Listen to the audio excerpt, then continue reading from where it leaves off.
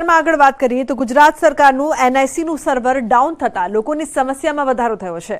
વડોદરામાં server down હોવાના કારણે 7, 12 અને 8 ના દાખલા માટે ખેડૂતો પરેશાન થઈ રહ્યા છે। છેલ્લા 15 દિવસથી સર્વર ડાઉન હોવાથી ખેડૂતો વારંવાર ધક્કા ખાવા મજબૂર થયા છે। સર્વર ડાઉન થતા અનેક વખત કર્મચારીઓ અને અરજદારો વચ્ચે તકરાર પણ થઈ રહી છે। વહેલી તકે આ ટેકનિકલ ખામી દૂર કરવા અરજદારો માંગ કરી રહ્યા છે।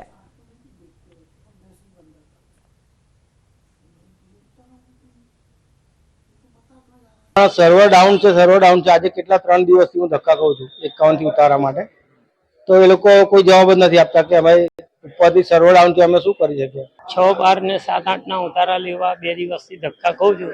આજે સવારે 10 વાગ્યા પછી બી આવ્યો હતો ત્યારે પણ સર્વર ડાઉન હતું ને આપણે ફરી પાછા અમુક અંદર જઈને વાત કરી જોઈએ સાહેબને પણ અમે બહાર લાઈનમાં આવીને ઊભા છે। અમે વડોદરા શહેરમાં જે જન સેવા કેન્દ્ર આવેલું છે ત્યાં સર્વર જે છે તે ડાઉન થઈ ગયું છે, જેના કારણે જે દૂરથી આવતા ખેડૂતો છે તેમને પારાવાર મુશ્કેલીનો સામનો કરવો પડી રહ્યો છે।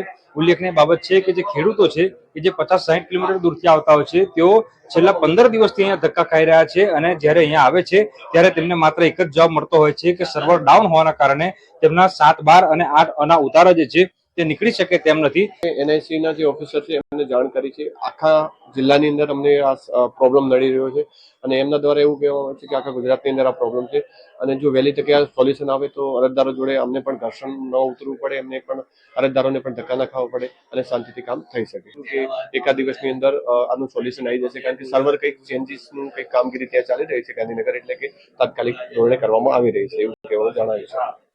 બિલકુલ તો એનએસસી માં જે સર્વર છે તેના મેન્ટેનન્સની કામગીરી ચાલી રહી છે, જેના કારણે સર્વર જે છે રાજ્યભરમાં ડાઉન થઈ ગયું છે। એના કારણે જે ખેડૂતો છે કે જેમને 7, 12, 8 ના જે કાગળિયા છે તે લેવાના હોય છે તે મળતા નથી। સર્વર ડાઉન હોવાનો જવાબ દર વખતે મળે છે, ત્યારે અત્યારે સર્વર ડાઉન હોવાના કારણે જે ખેડૂતો છે તેમને મુશ્કેલીનો સામનો કરવો પડી રહ્યો છે।